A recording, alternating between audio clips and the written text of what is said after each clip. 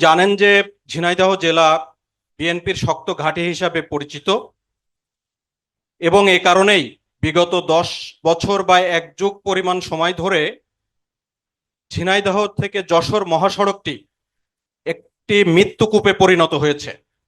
এখানে অনেক সিনিয়র সাংবাদিকরা আছেন, ওনারাও জানেন। এই অচল অবস্থা নিরসনে আপনি কোনো কিছু ভাবছেন কিনা বা ভবিষ্যতে কি আপনার ভাবনা এই মহাসড়কের মৃত্যুকূপ থেকে ঝিনাইদহবাসী বা যশোরবাসী বা আরো অন্যান্য জেলা সংযুক্ত? এটাই আমার প্রশ্ন, স্যার। আচ্ছা, ঠিক আছে, এটা আপনার প্রশ্ন। ধন্যবাদ ইঞ্জিনিয়ার সাহেব। বসুন আপনি। আহ বিসমিল্লাহ রহমান রহিম। ঝিনাইদহ, নড়াইল এবং যশোর জেলায় আজকের এই কর্মশালায় উপস্থিত সকল সহকর্মীবৃন্দ, আসসালামু আলাইকুম।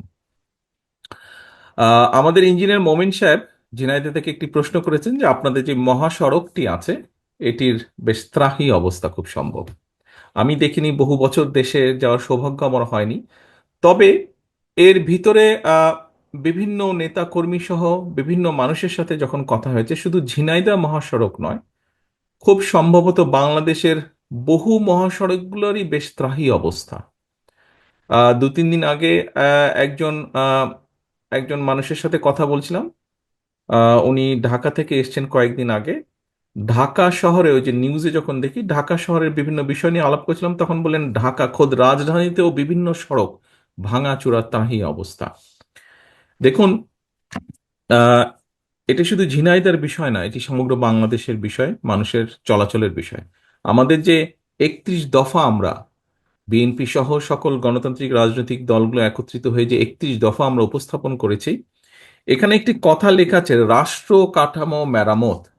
রাষ্ট্র কাঠামো মেরামত প্রথমেই লেখা আছে, আপনারা পেয়েছেন প্রত্যেকে এই বইটি।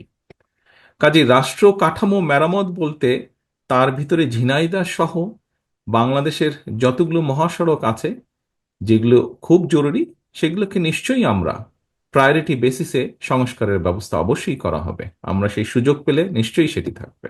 ধন্যবাদ।